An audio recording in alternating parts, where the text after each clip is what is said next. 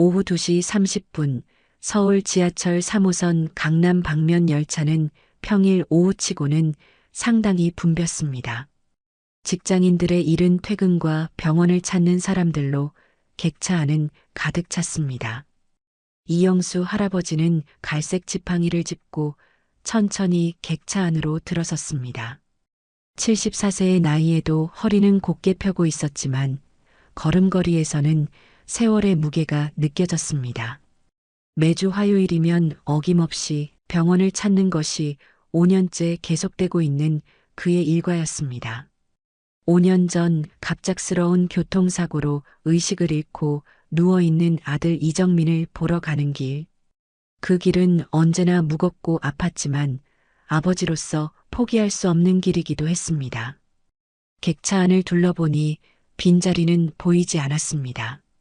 젊은 사람들이 대부분 휴대폰을 보며 앉아 있었고 몇몇은 노인이 타는 것을 보고도 모른 척했습니다. 이영수 할아버지는 한 손으로 손잡이를 잡고 서 있을 수밖에 없었습니다. 그때 단정한 회색 정장을 입은 70대 중반쯤의 노인이 그를 발견했습니다.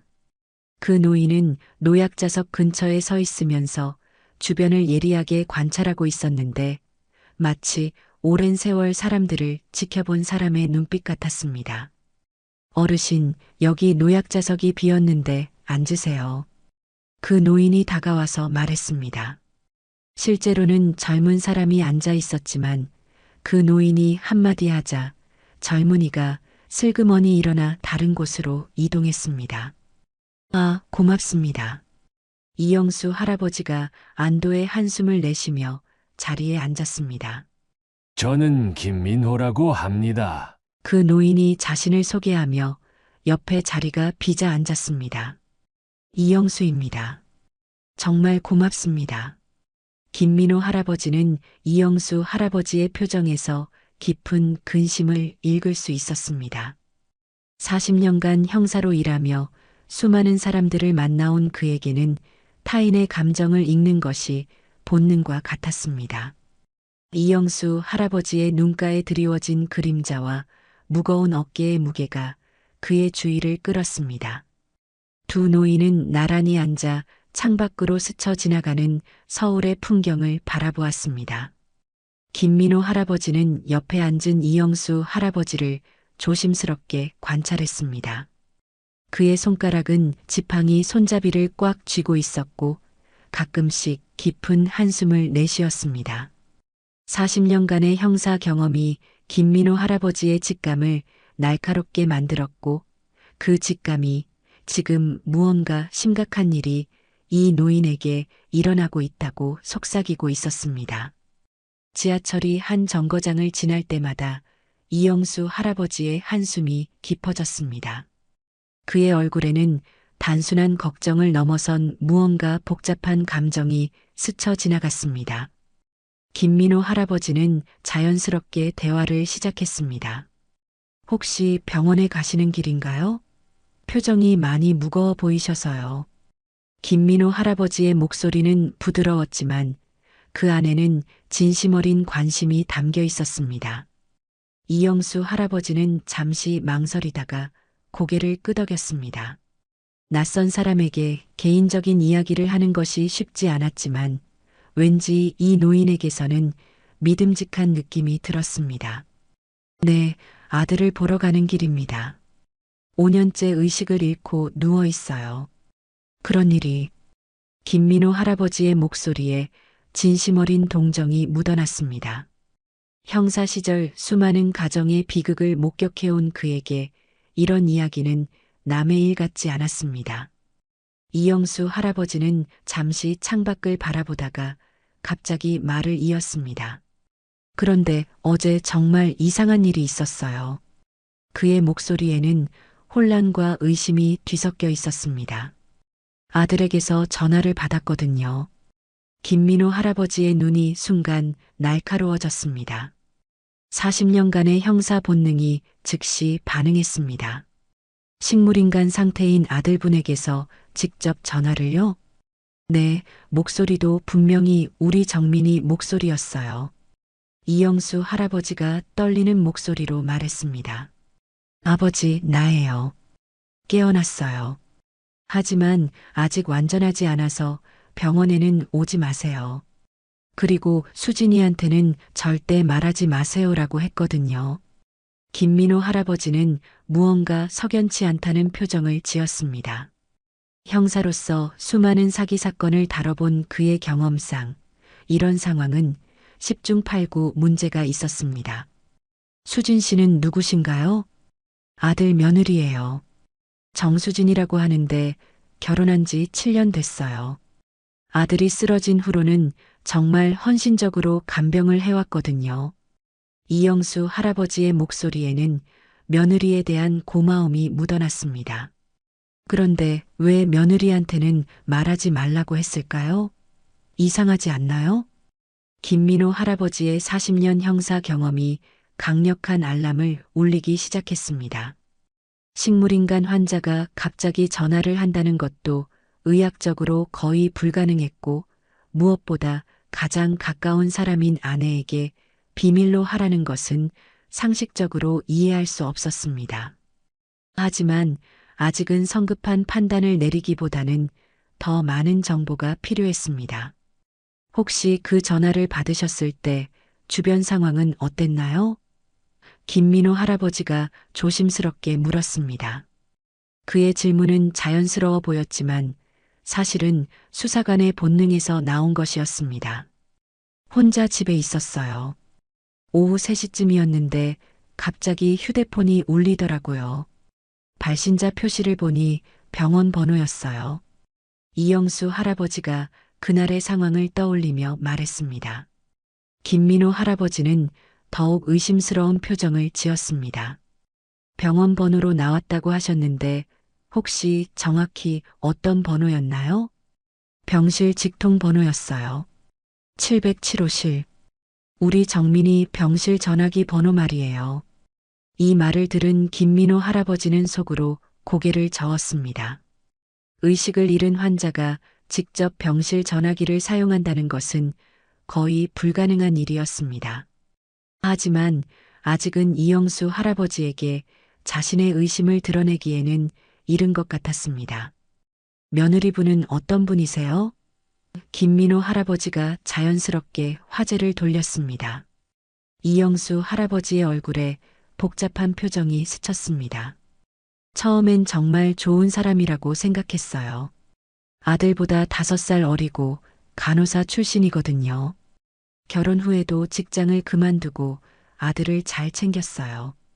아들이 쓰러진 후에도 매일 병원에 가서 정성스럽게 돌봤고요. 그런데요, 김민호 할아버지는 이영수 할아버지의 말투에서 하지만이라는 단어가 숨어 있음을 감지했습니다. 요즘 들어서 조금 달라진 것 같아요. 이영수 할아버지가 망설이며 말했습니다. 예전만큼 자주 병원에 가지 않고 가끔 전화 통화를 엿들으면 누군가와 급한 일을 상의하는 것 같더라고요. 그리고 최근에는 자꾸 재산 정리 이야기를 꺼내요. 김민호 할아버지의 직감은 점점 확신으로 바뀌어 갔습니다. 40년간 수많은 사기 사건, 특히 가족 간의 재산 다툼과 관련된 사건들을 다뤄본 경험상 이런 패턴은 매우 전형적이었습니다.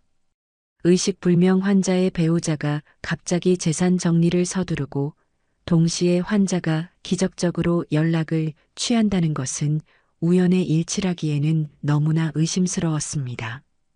지하철이 역에 접근하고 있다는 안내방송이 흘렀습니다. 저도 이 역에서 내려요. 김민호 할아버지가 말했습니다. 사실 그는 특별히 강남에 볼 일이 있었던 것은 아니었지만 이 상황을 더 자세히 파악해보고 싶었습니다. 혹시 괜찮으시다면 같이 가도 될까요? 김민호 할아버지가 제안했습니다. 저도 검진 받을 곳이 있어서요. 사실 그에게는 급한 용무가 있었던 것은 아니었지만 이 상황이 그의 형사적 본능을 강하게 자극하고 있었습니다. 이영수 할아버지는 고개를 끄덕였습니다. 며칠째 혼자 고민하던 문제를 누군가와 나눌 수 있어서 마음이 조금 가벼워진 기분이었습니다. 좋습니다. 같이 가시죠. 지하철에서 내린 두 노인은 천천히 강남 세브란스 병원을 향해 걸었습니다. 이영수 할아버지는 지팡이에 의지한 채 익숙한 길을 걸었고 김민호 할아버지는 자연스럽게 그의 걸음에 맞춰주었습니다. 걸으면서도 김민호 할아버지는 주변 환경을 주의 깊게 관찰했습니다. 병원 주변의 건물들, 카페, 그리고 사람들의 움직임까지 모든 것이 그의 눈에 들어왔습니다. 병원 로비에 들어서자 김민호 할아버지는 자연스럽게 주변을 살폈습니다. 40년간의 형사 생활로 몸에 밴 습관이었죠. 안내 데스크의 위치, CCTV 설치 현황, 주요 출입구, 엘리베이터의 위치까지 모든 것을 눈에 담았습니다. 특히 그는 방문객들의 출입을 확인할 수 있는 곳들을 유심히 살펴봤습니다. 아들분은 몇 층에 계세요? 김민호 할아버지가 물었습니다. 7층 특실이에요. 이영수 할아버지가 대답했습니다. 엘리베이터를 기다리는 동안 김민호 할아버지는 또 다른 의문점을 발견했습니다. 경제적 여건은 어떠신가요? 다행히 아들이 IT 회사를 운영했었거든요. 규모는 크지 않았지만 꽤 성공적이었어요. 보험도 잘 드러났고 부동산도 몇 개 있어서. 이영수 할아버지가 말하다가 표정이 어두워졌습니다. 그런데 요즘 며느리가 자꾸 재산 정리를 하자고 해요. 만약을 대비해서라면서요. 김민호 할아버지의 표정이 순간 굳어졌습니다. 만약을 대비해서라는 말이 그의 경험상 매우 위험한 신호였습니다. 특히 식물인간 환자의 경우 이런 표현은 보통 생명과 직결된 결정을 암시하는 경우가 많았습니다. 7층에 도착해 병실 복도를 걸으며 김민호 할아버지는 병원의 구조를 파악했습니다. 간호사 스테이션의 위치, 각 병실의 배치, 그리고 특실 구역의 보안 상태까지 모든 것을 관찰했습니다. 복도는 조용했고 간간히 의료진들이 바쁘게 지나다녔습니다. 저기가 정민이 병실이에요. 이영수 할아버지가 707호실을 가리켰습니다. 병실 문 앞에서 김민호 할아버지는 잠시 멈춰섰습니다. 그는 유리창을 통해 병실 안을 조심스럽게 살펴보았습니다. 각종 의료 장비에 둘러싸인 채 누워있는 30대 남성이 보였습니다. 창백한 얼굴, 규칙적으로 오르내리는 가슴, 그리고 생명유지 장치들의 단조로운 신호음이 병실을 채우고 있었습니다. 혹시 며느리분이 지금 안에 계신가요? 김민호 할아버지가 물었습니다. 아니요, 수진이는 오늘 오지 않는다고 했어요. 요즘 매일 오지는 않거든요. 이영수 할아버지의 목소리에는 아쉬움이 묻어났습니다. 예전에는 하루도 빠지지 않고 왔었는데 말이에요. 김민호 할아버지는 고개를 끄덕이며 병실 안을 더 자세히 관찰했습니다. 침대 옆 탁자 위에 놓인 개인용품들, 꽃병, 그리고 각종 의료 기록지들까지 모든 것이 그의 시야에 들어왔습니다. 특히 그의 주의를 끈 것은 침대 옆에 놓인 병실용 전화기였습니다. 실례가 안 된다면 잠깐 들어가 봐도 될까요? 김민호 할아버지가 조심스럽게 물었습니다. 사실 제가 오랫동안 형사 일을 했었는데 선생님 이야기를 들어보니 몇 가지 이상한 점들이 보여서요. 이영수 할아버지가 놀란 표정으로 돌아봤습니다. 형사셨다고요? 네, 40년간 서울 강서경찰서에서 일했습니다. 지금은 은퇴했지만요. 김민호 할아버지가 차분하게 대답했습니다. 그런데 선생님께서 받으신 그 전화, 솔직히 말씀드리면 상당히 의심스러운 점들이 있어요. 병실 안으로 들어가며 김민호 할아버지는 침대 주변을 자세히 살펴보기 시작했습니다. 의료진이 아닌 일반인의 출입 흔적, 개인 물품들의 배치 상태, 그리고 환자의 현재 상태까지 모든 것을 관찰했습니다. 특히 그가 주목한 것은 병실용 전화기 주변의 상태였습니다. 저 전화기는 항상 저 자리에 있었나요? 김민호 할아버지가 물었습니다. 네, 처음 입원했을 때부터 있었어요. 그런데 정민이가 의식이 없으니 사용한 적은 한 번도 없었죠. 이영수 할아버지가 대답했습니다.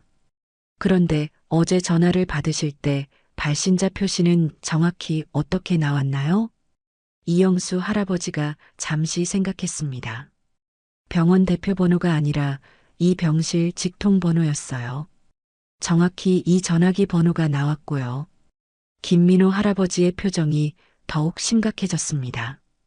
의식을 잃은 환자가 직접 병실 전화기를 사용한다는 것은 의학적으로 거의 불가능한 일이었습니다. 그것은 누군가 의도적으로 이 전화기를 사용해서 가짜 전화를 걸었다는 의미였습니다. 김민호 할아버지는 병실 안에서 더욱 주의 깊게 환경을 살펴보았습니다. 그는 조심스럽게 전화기에 접근해 수화기 주변을 관찰했습니다. 수화기 표면에는 희미한 지문의 흔적이 보였고 전화기 주변의 먼지 상태도 최근에 누군가 만진 듯한 흔적이 있었습니다. 혹시 며느리분께서 이 병실에 혼자 오신 적이 많았나요? 김민호 할아버지가 신중하게 물었습니다. 그럼요. 특히 밤 시간에 자주 오곤 해요. 이영수 할아버지가 대답했습니다. 저는 나이가 있다 보니 너무 늦은 시간은 힘들어서 수진이가 대신 밤 간병을 해주곤 했어요. 김민호 할아버지는 속으로 고개를 저었습니다. 혼자서 병실에 머무는 시간이 많았다면 충분히 전화기를 이용해 가짜 통화를 할 수 있는 환경이었습니다. 더욱이 간호사 출신이라면 병원 시스템에도 어느 정도 익숙했을 것입니다. 이영수 선생님, 혹시 며느리분이 최근에 특별한 행동을 하신 적이 있나요? 김민호 할아버지가 더욱 구체적으로 물었습니다. 이영수 할아버지는 잠시 생각에 잠겼습니다. 사실 한 달 전부터 자꾸 재산 정리 이야기를 꺼내요. 아들 명의로 된 부동산들을 정리해서 관리하기 쉽게 하자고요. 그리고 며칠 전에는 변호사 사무실에서 연락이 왔어요. 변호사 사무실에서요? 네, 정민이 명예재산들을 정리하는 서류에 제가 서명해달라고 하더라고요. 수진이가 미리 준비해뒀다면서 부동산 관리 위임장이랑 그리고 만약의 경우를 대비한 재산 상속 관련 서류들이었어요. 김민호 할아버지는 이제 사건의 전체적인 윤곽이 보이기 시작했습니다. 음성을 이용한 가짜 전화는 단순한 장난이 아니라 더 큰 계획의 일부일 가능성이 높았습니다. 재산 관련 서류 준비, 존엄사 언급, 그리고 이제 가짜 전화까지 모든 것이 하나의 패턴으로 연결되고 있었습니다. 선생님, 혹시 그 서류들에 서명하셨나요? 김민호 할아버지가 긴장한 목소리로 물었습니다. 아직 안 했어요. 뭔가 마음에 걸려서 이영수 할아버지가 대답했습니다. 그런데 수진이가 자꾸 재촉하고 있어요. 빨리 정리해야 정민이 치료에도 도움이 된다면서요. 김민호 할아버지는 안도의 한숨을 내쉬었습니다. 다행입니다. 절대 서명하시면 안 돼요. 적어도 이 상황이 명확해질 때까지는요. 그럼 정말로 뭔가 이상한 일이 벌어지고 있다는 말씀인가요? 김민호 할아버지는 이영수 할아버지의 어깨를 가볍게 두드렸습니다. 제가 한 가지 제안을 드려도 될까요? 며칠 동안 이 상황을 좀 더 자세히 관찰해 봤으면 합니다. 어떤 관찰을 말씀하시는 건가요? 이영수 할아버지가 불안한 표정으로 물었습니다. 김민호 할아버지의 진지한 표정을 보니 사태가 자신이 생각했던 것보다 훨씬 심각할 수도 있다는 생각이 들었습니다. 김민호 할아버지는 잠시 망설이다가 진지한 표정으로 말했습니다. 제가 며칠 동안 며느리분의 행동을 관찰해 보고 싶어요. 병원 출입 시간, 누구와 만나는지, 그리고 혹시 다른 사람과의 접촉이 있는지 등을 말입니다. 하지만 그런 일을 저희가 할 수 있을까요? 제가 40년간 형사 일을 했으니까 방법은 있어요. 김민호 할아버지가 자신 있게 말했습니다. 무엇보다 선생님께서 받으신 그 전화가 정말로 아들분이 하신 것인지 의문스러워서요. 요즘에는 음성 변조 기술이 상당히 발달했거든요. 이영수 할아버지의 얼굴이 창백해졌습니다. 음성 변조요? 그럼 누군가 정민이 목소리를 흉내낸 거라는 말씀인가요? 가능성이 높습니다. 특히 가족의 목소리는 녹음된 자료만 있으면 충분히 모방이 가능해요. 김민호 할아버지는 병실 창문 쪽을 바라보며 계속 말했습니다. 그리고 만약 누군가 의도적으로 그런 전화를 했다면 반드시 목적이 있을 겁니다. 선생님께서 말씀하신 재산 정리 이야기와 연결해서 생각해보면 재산이요? 이영수 할아버지가 떨리는 목소리로 물었습니다. 네, 혹시 며느리분이 존엄사에 대한 이야기를 꺼낸 적이 있나요? 김민호 할아버지가 조심스럽게 물었습니다. 이영수 할아버지는 잠시 침묵했습니다. 그리고는 고개를 끄덕였습니다. 있어요. 한 달 전부터 가끔씩 정민이가 너무 오래 고생하고 있으니 편안하게 보내주는 것도 생각해 봐야 한다고 했어요. 김민호 할아버지의 표정이 더욱 심각해졌습니다. 이제 모든 퍼즐 조각들이 맞춰지기 시작했습니다. 재산 정리, 존엄사 언급, 그리고 가짜 전화까지. 이 모든 것들이 하나의 계획된 시나리오의 일부일 가능성이 매우 높았습니다. 선생님, 제가 정말 심각하게 말씀드리는 건데요.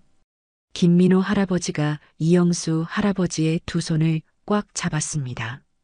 지금 아들분이 위험할 수도 있어요. 제 경험상 이런 패턴은 보통 좋지 않은 결과로 이어집니다. 위험하다니요? 선생님께서 허락해 주신다면 제가 며칠간 본격적으로 조사를 해보겠습니다. 그리고 필요하다면 예전 동료들에게 도움을 요청할 수도 있고요. 다음 날부터 김민호 할아버지의 본격적인 관찰이 시작되었습니다. 40년간 형사로 일하며 체득한 감시 기술을 동원해 그는 병원 근처 카페에 자리를 잡았습니다. 창가 자리에서 병원 정문과 주차장을 한눈에 볼 수 있는 위치였습니다. 그는 작은 수첩과 펜을 준비하고 마치 독서를 즐기는 일반적인 노인처럼 자연스럽게 행동했습니다.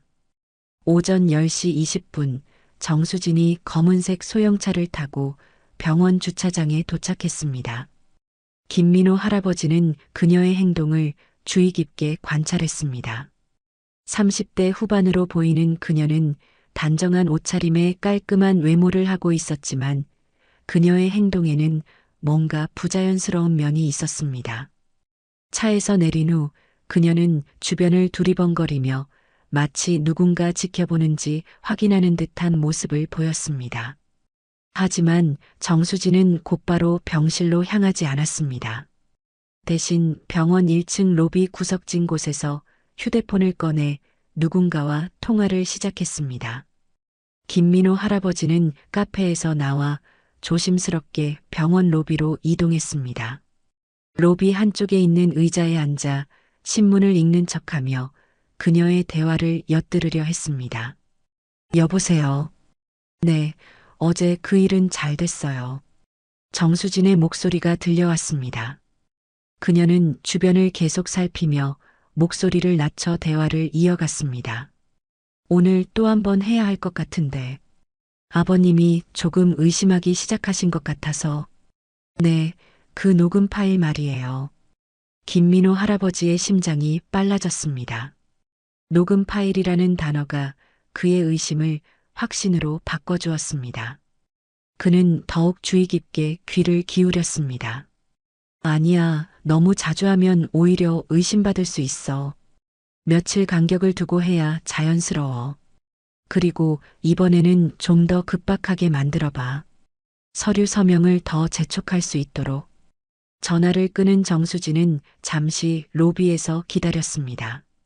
10분 정도 후 그녀는 병원 밖으로 나가 맞은편 건물로 향했습니다. 김민호 할아버지는 조심스럽게 뒤를 따랐습니다. 그녀가 들어간 곳은 작은 사무실 건물이었고 3층에 있는 한 업체의 문패에는 디지털 음성 솔루션이라고 적혀 있었습니다. 30분 후 정수진이 건물에서 나왔을 때 그녀의 손에는 작은 USB 메모리와 봉투가 들려 있었습니다. 그녀의 표정은 만족스러워 보였고 다시 한번 휴대폰으로 통화를 시작했습니다. 철민아, 준비 다 됐어. 내일 오후에 다시 전화해보자. 이번에는 더 절박하게. 정수진이 떠난 후 김민호 할아버지는 그녀가 들어갔던 건물로 향했습니다. 3층까지 올라가 디지털 음성 솔루션이라는 간판을 다시 한번 확인했습니다. 작은 글씨로 음성 복원, 변조, 편집 전문 서비스라고 적혀 있었습니다. 김민호 할아버지는 자연스럽게 사무실 문을 열고 들어갔습니다. 어서 오세요. 20대 후반으로 보이는 남성 직원이 컴퓨터 모니터에서 눈을 떼지 않고 인사했습니다. 화면에는 복잡한 음성 편집 프로그램이 실행되고 있었습니다. 안녕하세요. 혹시 음성 변조 서비스가 어떤 건지 궁금해서 왔는데요. 김민호 할아버지가 정중하게 말했습니다. 직원이 고개를 들며 설명하기 시작했습니다. 아, 네. 저희는 주로 고인이 된 분의 목소리를 복원하거나 영상 더빙 작업을 해드려요.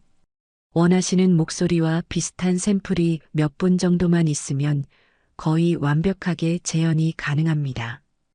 김민호 할아버지의 심장이 더욱 빨라졌습니다. 그럼 살아있는 사람의 목소리도 만들 수 있나요? 예를 들어 그 사람이 실제로는 하지 않은 말을. 물론이죠. 가족분 목소리가 몇 분 정도만 녹음되어 있으면 새로운 문장도 그 목소리로 완벽하게 만들어 드릴 수 있어요. 직원이 자신 있게 대답했습니다. 아까 나가신 고객분도 그런 작업을 의뢰하셨거든요. 남편분 목소리로 특정 문장들을 만들어 달라고 하시더라고요. 남편분 목소리요?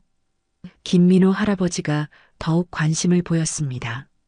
직원은 자신이 너무 많은 이야기를 했다는 것을 깨달았는지 약간 당황하는 기색을 보였습니다. 아, 죄송해요. 고객 정보는 말씀드릴 수 없어서. 하지만 기술적으로는 충분히 가능한 일이에요. 김민호 할아버지는 정중하게 고개를 끄덕이고 사무실을 나왔습니다. 이제 모든 의혹이 확실한 증거로 바뀌었습니다. 정수진이 이정민의 목소리를 녹음해서 가짜 전화를 만들어낸 것이 분명했습니다. 건물을 나오면서 김민호 할아버지는 정수진이 통화에서 언급했던 철민이라는 이름을 떠올렸습니다. 분명히 공모자가 있었고 이 모든 계획이 혼자서 진행될 수 있는 일이 아니었습니다. 그는 즉시 이영수 할아버지에게 전화를 걸었습니다. 이영수 선생님, 저 김민호입니다. 혹시 지금 통화 가능하세요? 네, 물론이죠. 어떻게 됐나요? 이영수 할아버지의 목소리에는 불안과 기대가 섞여 있었습니다. 중요한 발견을 했습니다. 직접 만나서 말씀드리는 게 좋겠어요. 내일 오전에 병원 근처에서 만날 수 있을까요? 뭔가 발견하신 건가요? 김민호 할아버지는 잠시 망설이다가 조심스럽게 말했습니다. 선생님의 의심이 맞았습니다. 그리고 상황이 생각보다 훨씬 심각할 수 있어요. 다음 날 오전 두 노인은 병원 근처 조용한 카페에서 만났습니다. 김민호 할아버지는 어제 목격한 일들을 차근차근 설명하기 시작했습니다. 이영수 할아버지는 커피잔을 든 손이 점점 떨리는 것을 느꼈습니다. 음성 변조 서비스요? 이영수 할아버지의 얼굴이 창백해졌습니다. 그럼 정말로 우리 정민이가 전화한 게 아니었다는 말인가요? 죄송하지만 그런 것 같습니다. 김민호 할아버지가 무겁게 대답했습니다. 며느리분이 그곳에서 나오는 걸 직접 받고 직원에게 확인해 본 결과 가족 목소리를 복원하는 서비스가 실제로 있어요. 더욱이 며느리분이 남편 목소리로 특정 문장들을 만들어 달라고 의뢰했다는 것도 확인했습니다. 이영수 할아버지는 커피잔을 내려놓으며 깊은 한숨을 내쉬었습니다. 그럼 5년 동안 의식을 잃고 누워있는 우리 정민이가 갑자기 전화를 했다는 건 모두 거짓말이었다는 거네요. 그뿐만이 아닙니다. 김민호 할아버지가 더욱 심각한 표정으로 말했습니다. 며느리분이 철민이라는 사람과 통화하는 것도 들었어요. 분명히 공모자가 있습니다. 철민이요? 이영수 할아버지가 반문했습니다. 네, 그리고 더 심각한 건 김민호 할아버지가 잠시 망설이다가 더 어려운 사실을 말했습니다. 며느리분이 이번에는 더 절박하게 만들어서 서류 서명을 재촉하자는 말을 했어요. 이영수 할아버지의 얼굴이 완전히 하얗게 변했습니다. 그럼 수진이가 그런 일을 벌이는 이유가 뭘까요? 단순히 재산 때문일까요? 김민호 할아버지는 깊은 한숨을 내쉬었습니다. 제 경험상 이런 경우에는 보통 더 큰 계획이 숨어 있어요. 재산 정리만이 목적이라면 이렇게 복잡하게 할 필요가 없거든요. 더 큰 계획이라니요? 선생님, 혹시 며느리분이 최근에 존엄사나 연명의료 중단에 대한 이야기를 더 구체적으로 꺼낸 적이 있나요? 김민호 할아버지가 조심스럽게 물었습니다. 이영수 할아버지는 잠시 생각에 잠겼다가 고개를 끄덕였습니다. 한 달 전부터 자꾸 그런 이야기를 해요. 정민이가 너무 오래 고생하고 있으니 편안하게 보내주는 것도 사랑이라면서. 그리고 며칠 전에는 의사 선생님과 상담도 받아봤다고 하더라고요. 김민호 할아버지의 표정이 더욱 굳어졌습니다. 그리고 재산 관련 서류들도 계속 재촉하고 있고요. 네, 변호사 사무실에서도 계속 연락이 와요. 빨리 서명해 달라고. 김민호 할아버지는 이제 사건의 전체적인 그림이 보이기 시작했다고 확신했습니다. 음성 변조를 이용한 가짜 전화는 단순한 사기가 아니라 훨씬 더 심각한 계획의 첫 단계였던 것입니다. 선생님, 사실 제가 형사 시절에 거의 똑같은 사건을 다뤄본 적이 있어요. 김민호 할아버지가 진지한 표정으로 말했습니다. 그의 목소리에는 오랜 경험에서 우러나오는 확신이 담겨 있었습니다. 똑같은 사건이요? 이영수 할아버지가 궁금한 표정으로 물었습니다. 김민호 할아버지는 잠시 기억을 되짚어 보았습니다. 15년 전쯤이었죠. 그때도 3년째 의식불명 상태였던 60대 남성이 갑자기 의식을 되찾았다며 가족들이 신고한 사건이었어요. 젊은 형사 시절에 김민호는 한 통의 이상한 신고 전화를 받았었습니다. 환자의 며느리가 시아버님이 갑자기 깨어나셔서 말씀을 하신다고 주장했지만 정작 담당 의료진은 그런 사실을 전혀 모르고 있었습니다. 처음에는 의료진과 가족 간의 소통 문제라고 생각했어요. 김민호 할아버지가 계속 말했습니다. 하지만 병원에 가서 확인해 보니 환자는 여전히 의식불명 상태였고 의료진들은 며느리의 주장을 전혀 이해할 수 없다고 했죠. 그럼 그때도 가짜였다는 말씀인가요? 네, 그때 제가 의심을 갖기 시작했어요. 며느리가 왜 그런 거짓말을 할까 하고요. 김민호 할아버지의 목소리가 더욱 진지해졌습니다. 그래서 며칠간 그 며느리를 미행해 봤더니 병원에서 나온 후 곧바로 어떤 남자를 만나더라고요. 이영수 할아버지는 자신도 모르게 고개를 끄덕였습니다. 우리 수진이도 요즘 자주 전화 통화를 하더라고요. 그것도 병원에서 나온 후에. 그 남자와 며느리는 이미 오래전부터 불륜 관계였어요. 김민호 할아버지가 당시를 회상하며 말했습니다. 결혼하기 전부터 사귀던 사이였는데 돈을 목적으로 한 위장 결혼이었던 거죠. 위장 결혼이라니. 그리고 결정적인 증거를 잡았어요. 김민호 할아버지가 말을 이었습니다. 그 며느리가 환자의 병실에 혼자 있을 때를 노려서 녹음기를 설치했거든요. 그 남자와 통화하면서 늙은이가 언제까지 안 죽고 버틸지 모르겠다. 빨리 정리하고 새 출발하자는 대화를 녹음할 수 있었어요. 이영수 할아버지의 손이 떨렸습니다. 그럼 우리 수진이도 그런 생각을. 아직 확실하지는 않지만 패턴이 너무 비슷해요. 김민호 할아버지가 이영수 할아버지의 손을 꽉 잡았습니다. 선생님, 이제 우리가 직접 증거를 잡아야 할 때입니다. 그때처럼 말이에요. 카페 밖으로는 가을 오후에 햇살이 스며들었지만 두 노인의 마음은 점점 무거워져 갔습니다. 하지만 김민호 할아버지의 눈에는 결연한 의지가 서려 있었습니다. 어떻게 증거를 잡는다는 말씀이세요? 이영수 할아버지가 불안한 표정으로 물었습니다.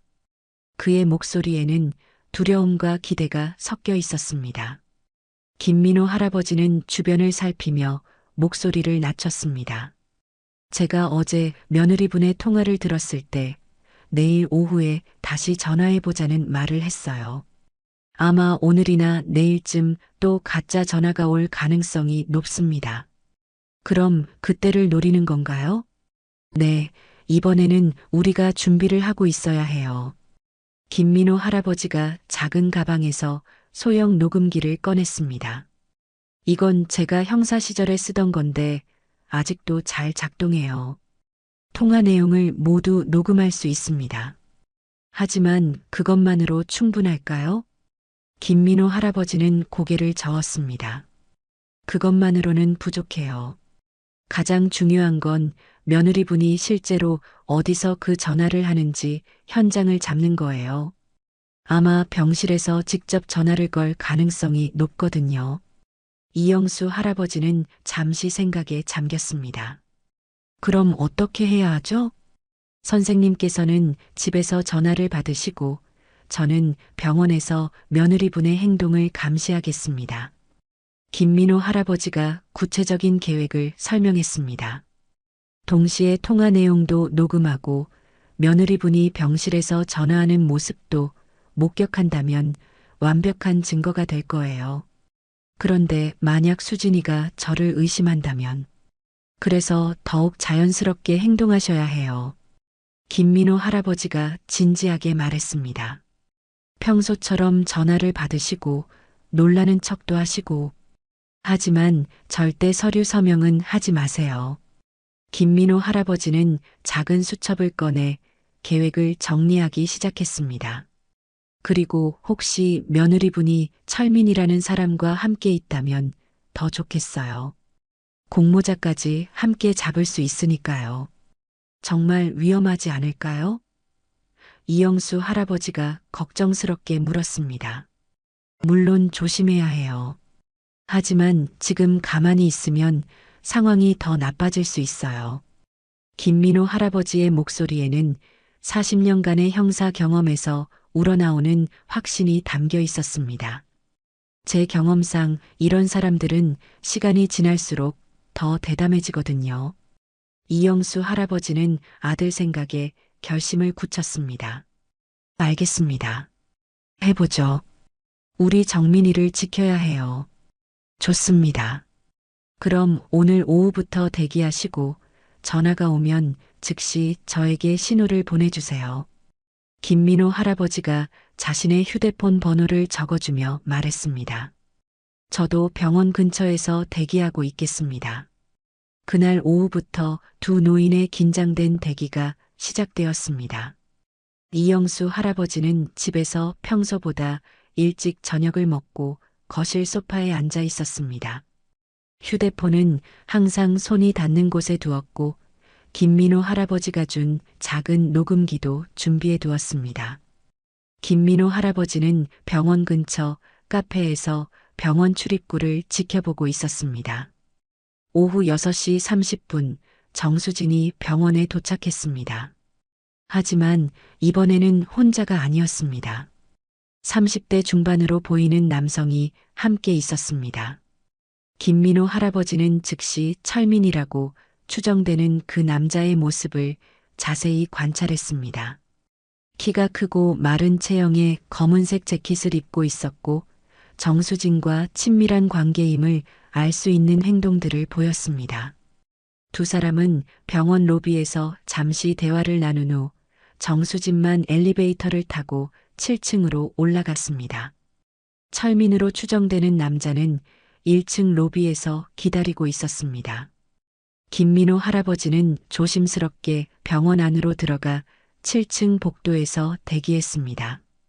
오후 7시 정각 이영수 할아버지의 휴대폰이 울렸습니다.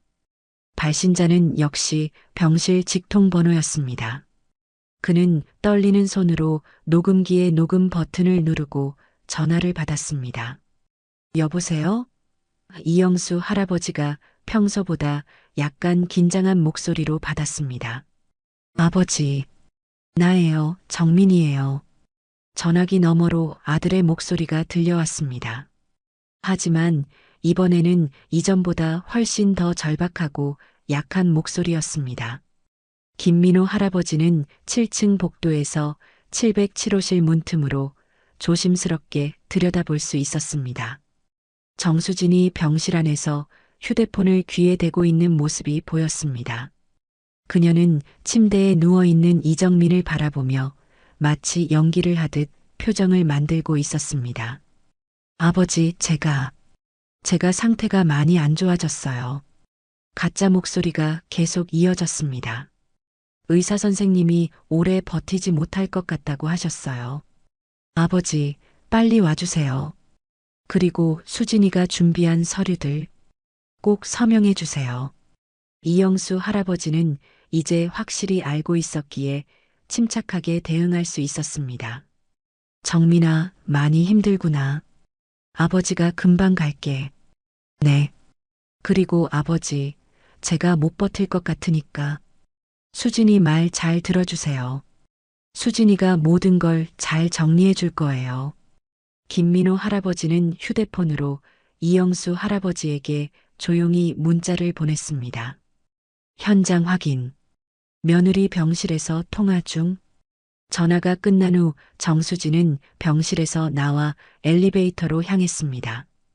김민호 할아버지는 재빨리 계단을 이용해 1층으로 내려갔습니다. 1층 로비에서 정수진과 철민이 만났을 때 김민호 할아버지는 멀리서 그들의 대화를 관찰할 수 있었습니다. 두 사람은 구석진 곳으로 이동해 작은 목소리로 대화를 나누었지만 형사 시절 단련된 김민호 할아버지의 청력으로는 일부를 들을 수 있었습니다. 어떻게 됐어? 철민이 조급하게 물었습니다. 완벽했어. 이번에는 정말 절박하게 만들었으니까 아버님이 서류에 서명하실 거야.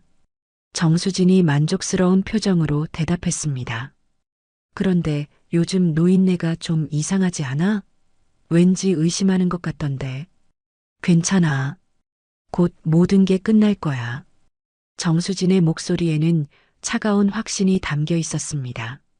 재산 정리만 끝나면 그 다음은 자연스럽게 처리하면 돼.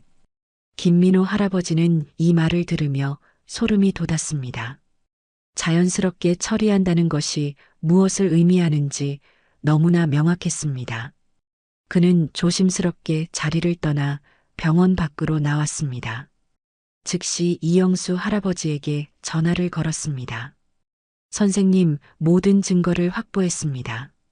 지금 바로 경찰에 신고해야 해요. 정말요? 확실한 건가요? 네, 며느리분이 병실에서 직접 가짜 전화를 거는 것도 목격했고 공모자와의 대화도 들었어요. 이제 더 이상 지체할 시간이 없습니다.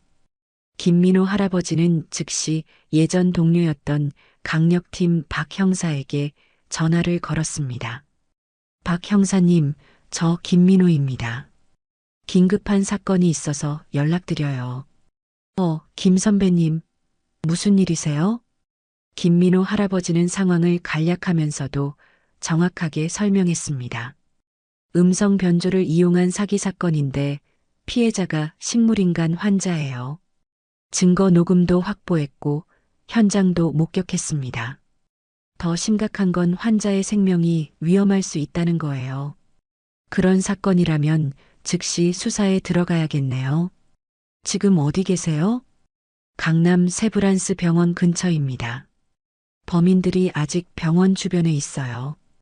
박 형사는 즉시 출동을 약속했습니다. 30분 내로 도착하겠습니다. 선배님은 범인들을 놓치지 않도록 계속 감시해 주세요. 김민호 할아버지는 다시 병원 주변으로 돌아가 정수진과 철민의 움직임을 지켜봤습니다. 다행히 두 사람은 아직 병원 앞 카페에서 무언가를 논의하고 있었습니다. 그들의 표정을 보니 곧 모든 계획이 완료될 것이라고 생각하며 안도하고 있는 것 같았습니다. 30분 후 경찰차가 조용히 병원 근처에 도착했습니다. 김민호 할아버지는 박 형사에게 녹음 파일과 지금까지 수집한 모든 증거들을 전달했습니다. 와, 정말 교묘하게 만들어진 가짜 음성이네요. 박 형사가 녹음을 들으며 감탄했습니다. 그런데 선배님, 아직도 수사 감각이 살아계시네요. 이런 증거들을 혼자서 다 수집하시다니. 오랜 습관이지. 김민호 할아버지가 겸손하게 대답했습니다. 그런데 범인들을 어떻게 체포할 계획인가요? 음성 변조 업체부터 압수수색하고 병원에서는 현행범으로 체포할 예정입니다. 박 형사가 설명했습니다. 선배님이 확인하신 그 남자도 함께 잡아야겠고요. 이영수 할아버지도 병원에 도착했습니다. 그는 평소와 다름없이 아들을 보러 온 것처럼 행동하면서 실제로는 경찰 작전에 협조하고 있었습니다. 김민호 할아버지와 경찰들은 각자의 위치에서 대기했습니다. 오후 8시 정수진이 철민과 함께 다시 병원 안으로 들어왔습니다. 이번에는 이영수 할아버지를 만나 서류 서명을 받을 생각이었습니다. 그들은 7층 병실로 향했고 이영수 할아버지가 이미 병실에서 아들을 돌보고 있는 것을 보았습니다. 아버님, 저 왔어요. 정수진이 평소와 같은 상냥한 미소를 지으며 인사했습니다. 정민 씨 상태는 어때요? 아까 전화 받고 깜짝 놀랐다. 이영수 할아버지가 연기하듯 말했습니다. 정민이가 직접 전화를 하다니. 네, 저도 놀랐어요. 갑자기 깨어나서 정수진이 거짓말을 이어갔습니다. 그런데 의사 선생님 말씀으로는 상태가 많이 안 좋아졌대요. 그래서 그 서류들 빨리 정리하는 게 좋을 것 같아서. 그때 철민이 가방에서 서류들을 꺼냈습니다. 할아버지, 여기 서명만 해주시면 됩니다. 바로 그 순간이었습니다. 정수진 씨, 박철민 씨, 음성 변조를 이용한 사기 및 특수공갈 혐의로 체포합니다. 병실 문이 열리며 박 형사와 경찰관들이 들어왔습니다. 정수진과 철민의 얼굴이 순간 창백해졌습니다. 뭐라고요? 사기라니 무슨 말씀이세요? 정수진이 당황하며 소리쳤습니다. 박 형사가 녹음기를 꺼내 재생했습니다. 이거 들어보세요. 30분 전에 녹음된 가짜 전화 내용입니다. 아버지, 나예요. 정민이에요. 녹음기에서 흘러나오는 조작된 목소리를 들은 정수진의 얼굴이 완전히 하얗게 변했습니다. 그리고 이건 당신이 음성 변조 업체에서 나오는 모습을 찍은 사진이고요. 김민호 할아버지가 증거 사진을 보여주었습니다. 또한 당신이 병실에서 직접 가짜 전화를 거는 모습도 목격했습니다. 철민이 도망치려 했지만 대기하고 있던 경찰관들에게 즉시 제압당했습니다. 아니에요. 우리는 아무것도 안 했어요. 당신들이 로비에서 자연스럽게 처리하면 된다고 한 대화도 모두 들었습니다. 김민호 할아버지가 차갑게 말했습니다. 이영수 할아버지가 병실에서 나와 정수진을 바라보았습니다. 그의 눈에는 배신감과 분노, 그리고 깊은 상처가 담겨 있었습니다. 수진아, 정말 내가 그런 일을 7년 동안 우리 가족이라고 생각했는데 정수진은 더 이상 변명할 수 없다는 것을 깨달았습니다. 하지만 여전히 발버둥을 쳤습니다. 저희는 정민 씨를 해치려 한 게 아니에요. 그냥 돈이 너무 많이 들어서. 아니에요. 우리는 아무것도 안 했어요. 철민이 도망치려 했지만 대기하고 있던 경찰관들에게 즉시 제압당했습니다. 박 형사가 차갑게 말했습니다. 당신들이 로비에서 자연스럽게 처리하면 된다고 한 대화도 모두 들었습니다. 그리고 며느리분이 병실에서 직접 가짜 전화를 거는 모습도 목격했고요. 그건 정수진이 말을 더듬었습니다. 음성 변조 업체에서 나오는 모습까지 사진으로 찍혔습니다. 김민호 할아버지가 증거 사진을 보여주었습니다. 그리고 이 녹음기에는 오늘 오후 당신이 가짜 목소리로 전화하는 내용이 모두 녹음되어 있어요. 철민이 무릎을 꿇으며 소리쳤습니다. 죄송합니다. 다 제가 꾸민 일이에요. 수진이는 저 때문에. 이제 와서 무슨 소용이 있나? 이영수 할아버지의 목소리가 떨렸습니다. 7년 동안 우리 정민이를 속이고 나까지 속여서 그리고 우리 아들을 어떻게 하려던 거냐? 정수진이 결국 울음을 터뜨리며 말했습니다. 정말 죄송해요, 아버님. 처음에는 정말 정민이를 사랑했어요. 하지만 5년이나 이렇게 지내다 보니 제 인생도 있잖아요. 체포하겠습니다. 박 형사가 수갑을 꺼내며 말했습니다. 정수진 씨, 박철민 씨, 사기 및 특수공갈, 그리고 살인미수 예비 혐의로 긴급 체포합니다. 병실 복도에 수갑 소리가 차갑게 울렸고 두 사람은 고개를 숙인 채 경찰관들에게 끌려나갔습니다. 그들의 7년간의 계획이 마침내 막을 내리는 순간이었습니다. 정수진과 철민이 수갑을 차고 경찰차에 탑승하는 모습을 본 이영수 할아버지는 병실 의자에 주저앉고 말았습니다. 7년 동안 며느리라고 생각했던 사람이 실제로는 자신의 아들을 제거하려 했다는 충격적인 사실을 받아들이기가 쉽지 않았습니다. 7년 동안 내가 고마워했던 사람이. 그의 목소리는 분노와 절망으로 떨렸습니다. 정민이를 위해서라고 믿었는데 김민호 할아버지가 그의 어깨를 토닥였습니다. 이제 끝났어요. 아들분은 안전해졌습니다. 더 이상 그런 위험에 노출되지 않을 거예요. 하지만 우리 정민이는 여전히 이 상태로. 이영수 할아버지의 목소리가 무너져 내렸습니다. 선생님, 포기하시면 안 돼요. 김민호 할아버지가 단호하게 말했습니다. 이제 정말로 아들분만을 위한 치료에 집중할 수 있게 됐잖아요. 더 이상 다른 걱정 없이 말이에요. 그때 담당 의사가 소란을 듣고 병실로 들어왔습니다. 무슨 일이 있었나요? 경찰이 왔다 갔다고 하던데. 이영수 할아버지가 상황을 간략하게 설명했습니다. 의사는 놀란 표정으로 고개를 저었습니다. 그런 일이 있었다니. 정말 충격적이네요. 김민호 할아버지가 의사에게 물었습니다. 혹시 환자분의 현재 상태는 어떤가요? 회복 가능성은? 의사가 잠시 생각하더니 조심스럽게 말했습니다. 사실 최근 몇 주 동안 환자분의 뇌파 활동이 조금씩 활발해지고 있거든요. 미세하지만 긍정적인 변화들이 관찰되고 있어요. 이영수 할아버지의 눈이 커졌습니다. 정말요? 네, 아직 확실하지는 않지만 의식 회복의 가능성이 조금씩 보이고 있어요. 새로운 치료법도 시도해 볼 수 있을 것 같고요. 의사가 희망적인 톤으로 말했습니다. 무엇보다 이제 스트레스 요인들이 제거됐으니 온전히 치료에만 집중할 수 있게 됐잖아요. 김민호 할아버지가 미소를 지었습니다. 선생님, 이제 정말 희망이 보이는 것 같네요. 악한 사람들이 물러가니 좋은 일들이 생기기 시작하는군요.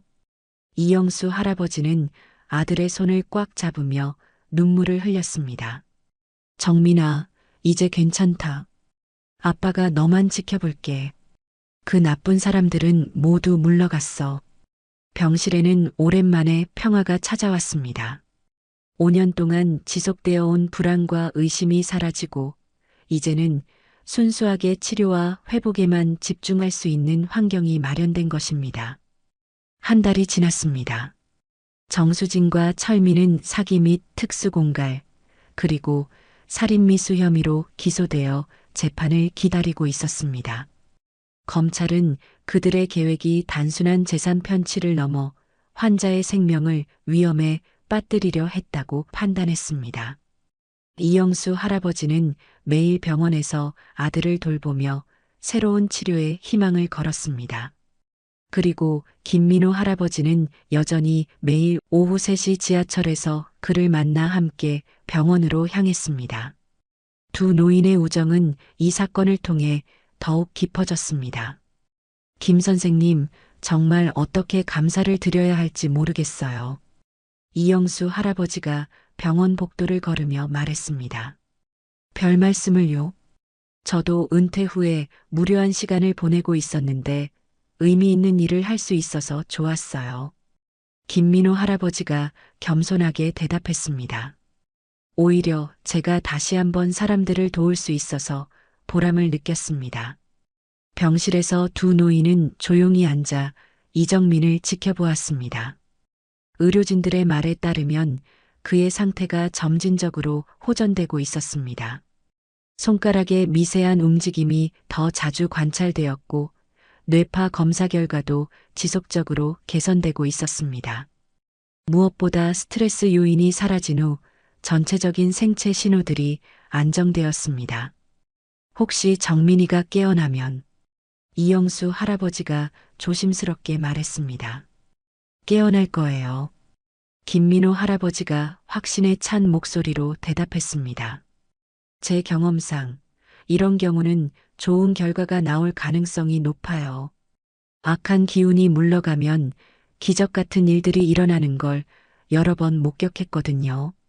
경험상이라고 하시면 40년간 형사 일을 하면서 많은 것을 봤습니다. 억울한 일이 해결되고 정의가 실현되면 그 주변에 좋은 에너지가 모이는 것 같아요. 김민호 할아버지가 창밖의 따스한 햇살을 바라보며 말했습니다. 그때 이정민의 손가락이 미세하게 움직였습니다. 두 노인은 동시에 그것을 목격했습니다. 지금 보셨죠? 이영수 할아버지가 흥분해서 말했습니다. 네, 분명히 움직였어요. 김민호 할아버지도 놀란 표정으로 고개를 끄덕였습니다. 간호사를 불러 상황을 알렸고 담당 의사가 급히 와서 이정민의 상태를 확인했습니다. 반응이 확실히 좋아지고 있네요. 이런 식으로 계속 진전된다면 의사의 목소리에도 희망이 묻어났습니다. 두 노인은 창밖의 따스한 오후 햇살을 바라보며 미소를 지었습니다.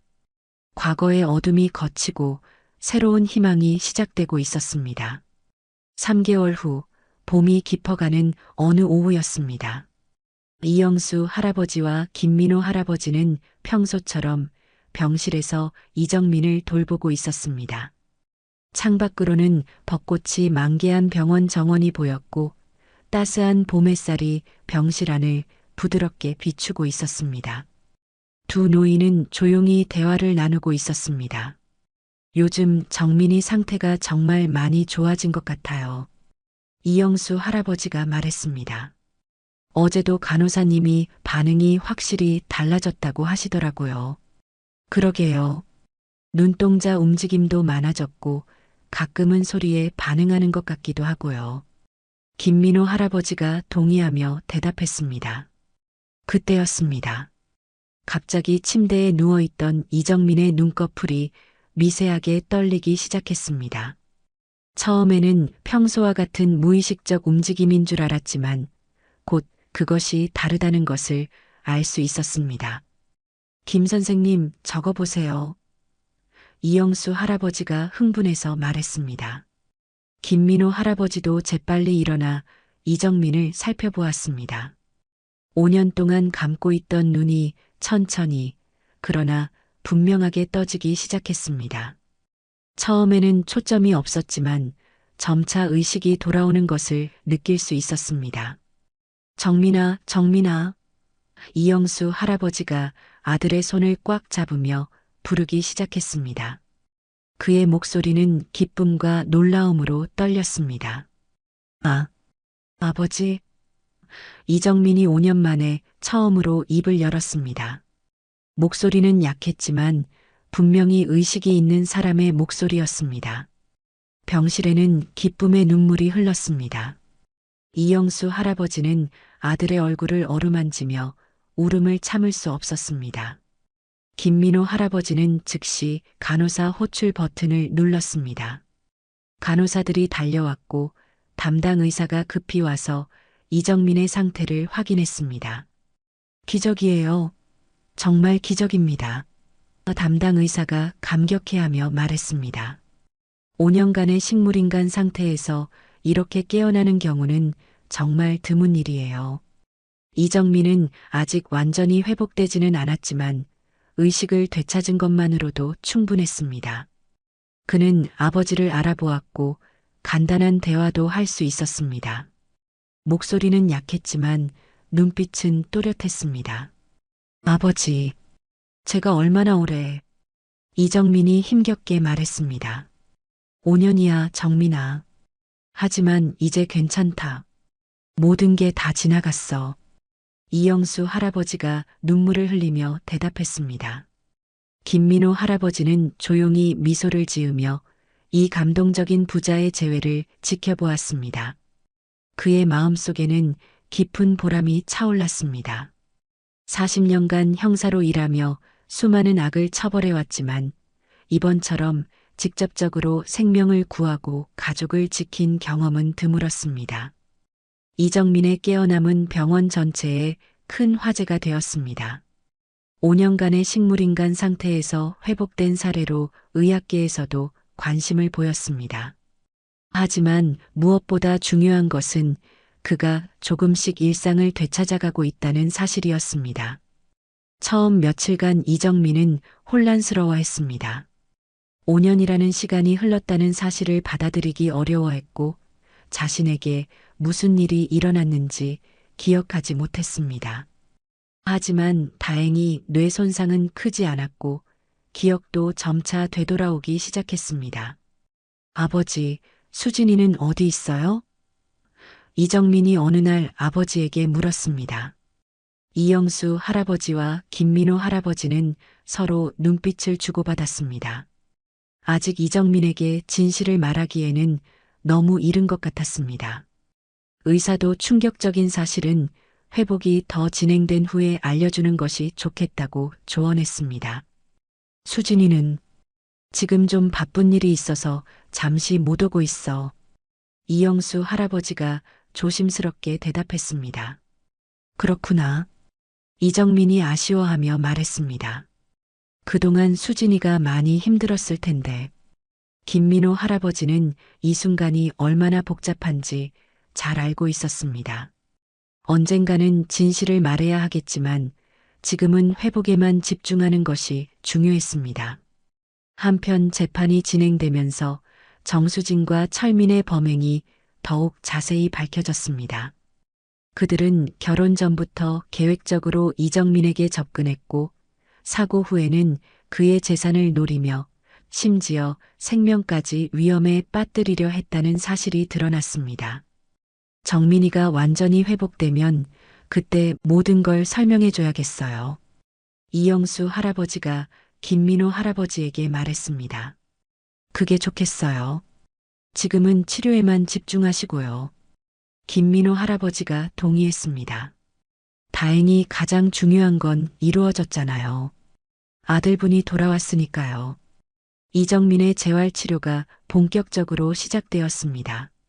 물리치료, 언어치료, 인지치료 등 다양한 프로그램을 통해 그는 하루하루 조금씩 나아지고 있었습니다. 가장 기뻤던 것은 그의 기억력과 인지 능력이 거의 정상 수준으로 돌아오고 있다는 점이었습니다. 김할아버지는 누구세요? 이정민이 어느 날 김민호 할아버지에게 물었습니다. 아, 나는 아버님의 친구야. 너를 많이 걱정했었거든. 김민호 할아버지가 따뜻하게 대답했습니다. 고맙습니다. 아버지께서 항상 김 선생님 얘기를 하세요. 김민호 할아버지는 마음속으로 미소를 지었습니다. 이 모든 과정이 힘들었지만 지금 이 순간만큼은 모든 것이 보상받는 기분이었습니다. 6개월 후 이정민은 거의 완전히 회복되어 퇴원할 수 있게 되었습니다. 신체적 기능은 물론 정신적으로도 안정을 되찾았고 이제는 진실을 들을 준비가 되었다고 의사가 판단했습니다. 이영수 할아버지와 김민호 할아버지는 조심스럽게 그동안 일어났던 모든 일들을 설명했습니다. 정수진과 철민의 배신, 음성 변조를 이용한 가짜 전화, 그리고 그들이 계획했던 끔찍한 음모까지. 처음에 이정민은 믿을 수 없다는 표정이었지만 모든 증거들이 명확했습니다. 그럼 수진이가 정말로 그런 일을. 이정민이 충격을 받으며 말했습니다. 힘들겠지만 받아들여야 해, 아들아. 이영수 할아버지가 아들의 어깨를 감싸며 말했습니다. 하지만 이제 모든 게 끝났어. 그리고 김 선생님 덕분에 너를 지킬 수 있었단다. 이정민은 김민호 할아버지를 바라보며 깊이 고개를 숙였습니다. 정말 감사합니다. 선생님이 아니었다면. 아니야, 내 아버지의 사랑이 너를 지켜낸 거야. 김민호 할아버지가 겸손하게 말했습니다. 나는 단지 도구 역할을 했을 뿐이고. 재판 결과 정수진은 7년형, 철민은 5년형을 선고받았습니다. 두 사람은 끝까지 자신들의 행동을 정당화하려 했지만 법정은 그들의 계획적이고 악질적인 범행에 대해 엄중한 처벌을 내렸습니다. 퇴원하는 날, 이정민은 휠체어에서 일어나 천천히 걸었습니다. 아직 완전하지는 않았지만 재활치료를 통해 기본적인 일상생활은 가능한 수준까지 회복되었습니다. 이제 정말 새로운 시작이네요. 이정민이 병원 정문 앞에서 말했습니다. 아버지, 그리고 김할아버지, 정말 고맙습니다. 그날 이후로도 김민호 할아버지와 이영수 할아버지는 계속해서 매일 만났습니다. 이제는 이정민의 재활을 돕기 위해서였습니다. 지하철 3호선 오후 3시 30분 그들의 만남은 계속되었고 그 우정은 더욱 깊어져 갔습니다. 어느 날 오후 세 사람이 함께 공원을 산책하고 있었습니다. 이정민은 지팡이를 짚고 천천히 걸었지만 그의 얼굴에는 생기가 돌아와 있었습니다. 정말 신기한 인연이네요. 이정민이 말했습니다. 하필 그 지하철에서 만나시고 하필 김할아버지가 형사셨고 인연이란 참 묘한 거야. 김민호 할아버지가 미소를 지으며 말했습니다. 때로는 우리가 생각지도 못한 방식으로 서로를 도우며 살아가게 되지. 이영수 할아버지가 두 사람을 바라보며 말했습니다. 정민이가 깨어난 것도 김 선생님을 만난 것도 모두 기적 같은 일이에요. 세 사람은 석양을 배경으로 천천히 걸었습니다. 과거의 어둠은 완전히 사라졌고 그들 앞에는 희망찬 미래가 펼쳐져 있었습니다. 악은 결국 무너지고 선은 승리한다는 것을, 그리고 진정한 사랑과 우정의 힘이 얼마나 위대한지를 그들은 직접 경험했습니다. 지하철에서 시작된 우연한 만남이 한 가족을 구하고 악한 음모를 막고 그리고 평생의 우정을 만들어낸 것입니다. 이들의 이야기는 선량한 사람들에게는 용기를, 악한 마음을 품은 사람들에게는 경고를 주는 따뜻하면서도 교훈적인 이야기가 되었습니다. 여러분, 오늘 이야기는 어떠셨나요? 이야기가 마음에 닿았다면 구독과 좋아요 부탁드릴게요. 여러분의 따뜻한 댓글 하나가 모두에게 큰 힘이 됩니다. 감사합니다.